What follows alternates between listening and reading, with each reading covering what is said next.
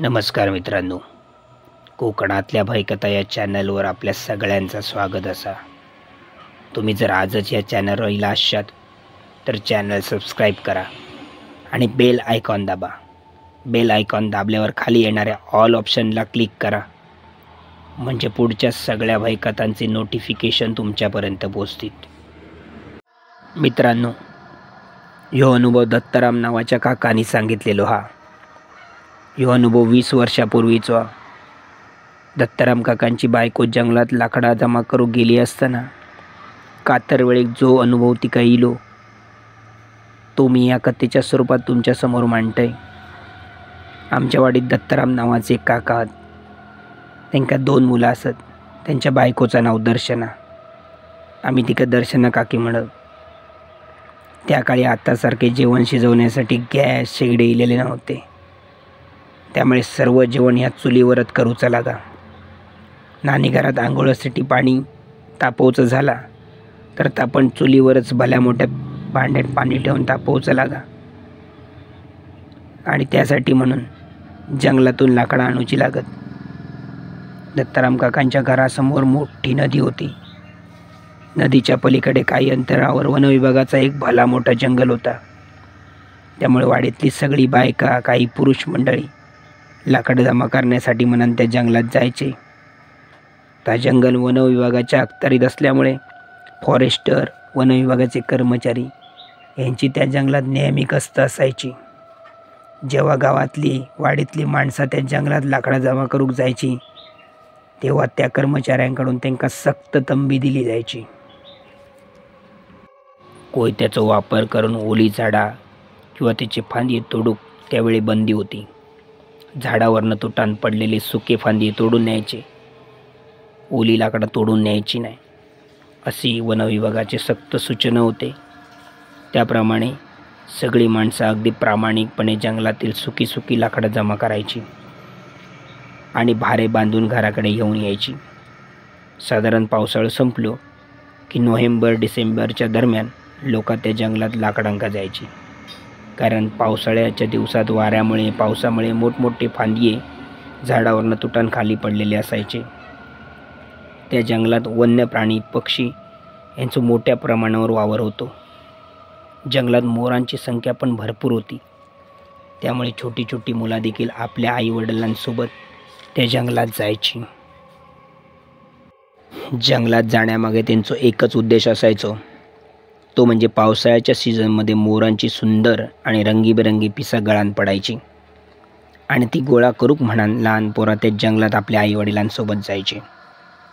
अशीच एके दिवशी दत्ताराम काकांची बायको म्हणजे दर्शना काकी, त्यांची 2 मुलं, शेजारची 3 बायका आणि त्यांची मुलं दुपारचं जेवण झाल्यावर दुपारी 2 वाजता लाकडांचे भारे बांधण्यासाठी लागणारे दोरिये, डोक्यावर भारे लागाने म्हणून टॉवेलची टापरी घेऊन नदीच्या पलीकडे जाण्यासाठी निघाले.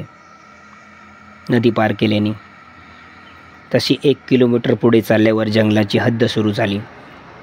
यावेळी मात्र त्यांच्यासोबत कोणच पुरुष मंडळी नव्हती. सगळी बायका अगदी निर्भयपणे त्या जंगलात पुढे जात होती. जंगल खूप घनदाट होता.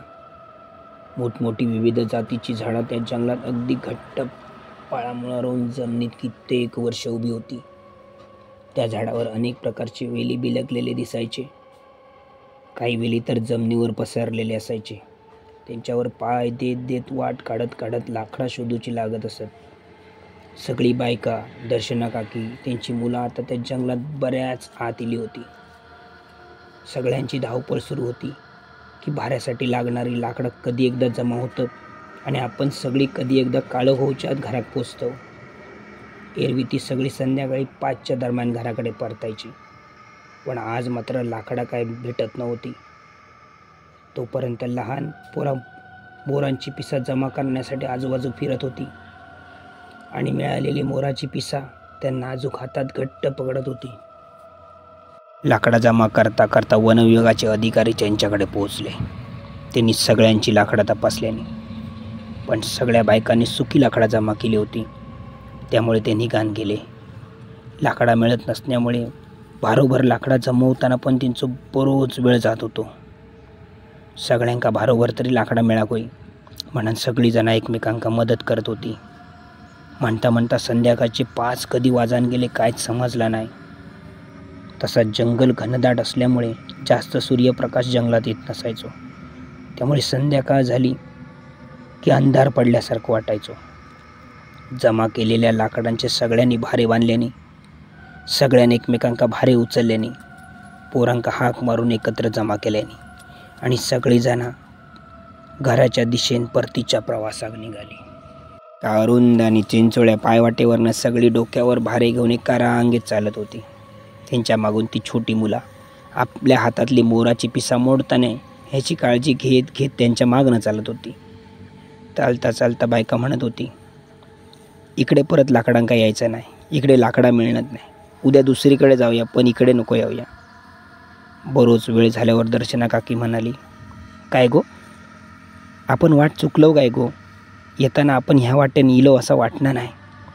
इतक्यात बाकीचे बायका म्हणाले, तू चलत राहू पुढे, हीच वाट असा, येताना हैसूनच इलेलं. दर्शना काकी सगळ्यावर विश्वास ठेवून सगळ्यांच्या पुढे चालत होती.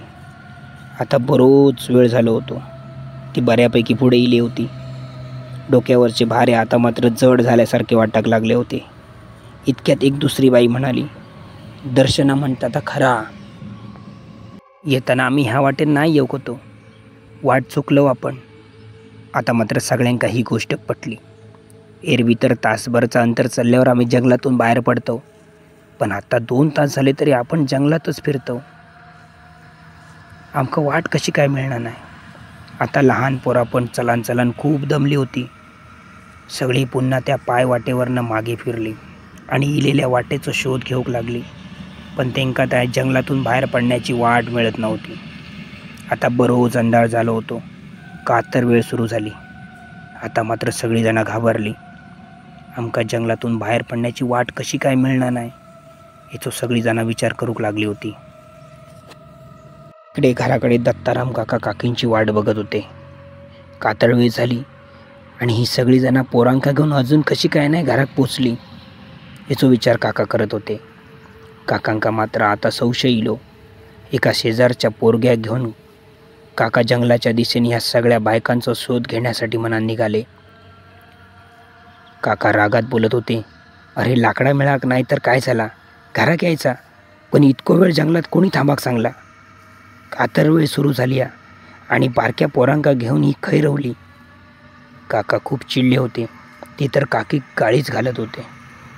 तिकडे जंगलात भारे जड झाल्यामुळे सगळ्यांनी भारे उतरल्याने, आपापल्या पोरांका जवळ बोलवल्याने आणि आता त्या जंगलातून कसा बाहेर पडायचा याचा विचार सगळीजणं करत होती. आता मात्र सगळ्या बायकांच्या चेहऱ्यावर भीती स्पष्ट दिसत होती. इतक्यात एक बाई म्हणाली, आपण साथ घालूया, म्हणजे आजूबाजूक आमच्यासारखी कोण लाकडं गेली असती तर आमचा आवाज त्यांच्यापर्यंत पोचात. असं म्हणून दोघा तिघांनी जोरजोरात हाका मारू सुरू केल्याने, पण त्यांका कोण तोच प्रतिसाद मिळत नव्हतो. त्यांनी हाक मारलेला आवाज त्या घनदाट जंगलात शांत वातावरणात जोरजोरात घुमत होतो.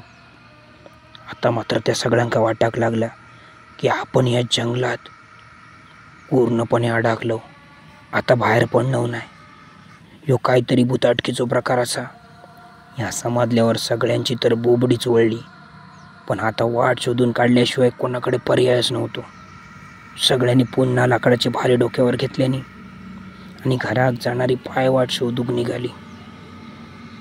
काका आणि त्यांचं शेजारी बॅटरी हातात घेऊन जंगलात शिरले. ते मोठमोठ्यान काकी हाक मारत होते, पण त्या घनदाट जंगलात कोणतोच प्रतिसाद मिळत नव्हतो. त्यात काका बरोबरच्या शेजारच्या पोरग्याक म्हणाले, अरे ह्यांच्यानी मुंडवेल तर उंडाळूक नसात मा. अरे ह्या जंगलात खय खय मुंडवेली असत. तो शेजारचो पोरगो म्हणालो, दत्ता काका, अरे मुंडवेल म्हणजे काय, ह्यो काय प्रकार? काका म्हणाले, अरे मुंडवेल ह्यो एक भुताटकीचोच प्रकार असा. आमच्या ऐकण्यात असा या जंगलात खय खय मुंडवेली असत आणि समजा ती मुंडवेल तू ओंडाळलंस तर तुका मागे येण्याची वाट मिळणार नाही. तू त्याच जागी पुन्हा पुन्हा फिरत राहतलस, पण मात्र मागे येऊची वाट काय तुका गावाची नाही. आणि त्या मुंडवेलीचो असर ह्यो काही तासांपुरतो असता. त्याचो असर संपलो की मात्र तुका मागे येवची वाट आपोआप मिळतली. माका वाटतं ह्या सगळ्या बायकांनी मुंडवेल ओंडाळल्यानी. अरे देवा, आता काय करायचा, कशी शोधायची हेंका? देवा बाबा तूच बघ रे आता. काकांबरोबर इलेलो शेजारचो पोरगो ह्यो प्रकार ऐकान खूप घाबरलो. पण काकाने त्याका धीर दिल्याने तू घाबरा नको, मी हसे. इकडे सगळी बायका आता डोक्यावर भारे घेऊन फिरान पूर्ण दमली होती आणि त्या काळोखात एका ठिकाणी बसली होती. लहान पोरा पण खूप दमलेली होती. त्यांनी तर आता रडाकच सुरुवात केली होती. सगळी बायका पण आता रडकुंडीत परातली होती. आपण काही या लाकडांच्या नादात या जंगलात येऊन फसलो असा त्यांना वाटत होता. इतक्या एका बाईक बॅटरीचं उजेड दिसलो. ती ओरडली, अगो ती बघा, कोणतरी बॅटरी घेऊन येता. सगळ्यांनी जोरजोरात हाका मारू चालू केल्याने पण समोरून कोणतोच प्रतिसाद येत नव्हतो. काही वेळाने ती बॅटरी घेऊन येणारी 2 माणसं त्यांच्या जवळ येली. ते 2 माणसं म्हणजे दत्ताराम काका आणि तो शेजारचो पोरगो होतो. दर्शना काकांका ओळखल्यान तिनं हाक मारल्यान, ओ थांबा, आम्ही सगळेजण हे बसलो, ओ थांबा. पण काकांका आणि त्या शेजारच्या पोरग्याक काय त्यांचा आवाज येत नव्हतो आणि ती बायका पण दिसत नव्हती. ते दोघे जण त्या बायकांका हाक मारीत मारीत त्यांच्या समोरून पुढे निघान गेले. सगळी बायका जोरजोरात ओरडत होती, हाक मारत होती, ओ आम्ही हय असो, इकडे या, इकडे या. पण त्या दोघांका त्यांचा आवाज पण येत नव्हतो आणि ती दिसत पण नव्हती. आता मात्र बायकांची रडारड सुरू झाली. ह्यो भुताटकीचोच प्रकार असा ह्याच्यावर शिक्कामोर्तब झालो. इतक्यात जंगलात मोठमोठ्यान वाघाची डरकाळी ऐका येऊ लागली. सगळ्यांनी आपल्या पोरांका कवटाळल्याने आणि गुपचूप त्या पायवाटेवर झाडाखाली बसली होती. दुसऱ्या बाजून कोल्ह्यांची कुई जोर जोरात ऐका येऊ लागली होती. सगळी पुन्हा घाबरली. देवाचो धावो करूक लागली, देवा आमका ह्या जंगलातून बाहेर काढ, तुझे उपकार आम्ही कधीच विसरायचो नाही. इतक्यात काका आणि तो शेजारी पुन्हा मागे फिरून त्यांच्याकडे येताना दिसलो. ते हाक मारित होते आणि मागे येत होते. इतक्यात काकीन हाक मारलेन, ओ ही बघा, आम्ही हय बसलो, इकडे या. आता मात्र काकांका काकीचो आवाज स्पष्ट ऐका गेलो. ते दोघेही धावत धावत बॅटरीच्या उजेडातून मागे फिरले आणि त्या आवाजाच्या दिशेने नेले. आणि बघतात तर काय, सगळी पोरा आणि बायका एका जागी बसान भीतीन मोठमोठ्याने रडत होती. काकांनी सगळ्यांका विचारल्याने, अगो तुम्ही अजून जंगलात कशी काय राहुलास? उजेड असतानाच घराकडे निघायचा ना. काकी रडत रडत म्हणाली, ओ उजेड असतानाच आम्ही घराकडे येऊन निघालो होतो, पण आमका घरची वाट मिळाना. आम्ही ह्या जंगलात कितीतरी वेळ फिरत होतो. तुमचा आवाज आमका येत होतो, तुम्ही आमका दिसत होता, पण आम्ही तुमका दिसत नव्हतो. इतक्यात काका म्हणाले, बघितलंस, मी तुका सांगितलेले ना, ह्यांनी मुंडवेल ओंडाळली असतली, त्यामुळे ह्यांका घराची वाट मिळाना. काकी आणि सगळी बायका म्हणाली, मुंडवेल? मुंडवेल म्हणजे काय? काका म्हणाले, सगळ्यांनी घरात जाऊया, घराकडे गेल्यावर सांगते तुमका मुंडवेल म्हणजे काय. ता उठा, सगळ्यांचे भारे हयच रवान देत, तुम्ही सगळीजणं घराकडे चला. असा म्हणान काका सगळ्या पोरांका आणि बायकांका घेऊन बॅटरीच्या उजेडातून कसे बसे घरात पोचले. मित्रांनो, ही गोष्ट जर तुमका आवडली असाल तर जास्तीत जास्त लोकांका शेअर करा, लाईक करा, कमेंट करा आणि चॅनल सबस्क्राईब करूक मात्र विसरा नकात. म्हणजे पुढची एक भयानक कथा तुमका ह्या चॅनलवर ऐकाक मिळा. आज पुरती तुमची मी हयच रजा घेत आहे. धन्यवाद.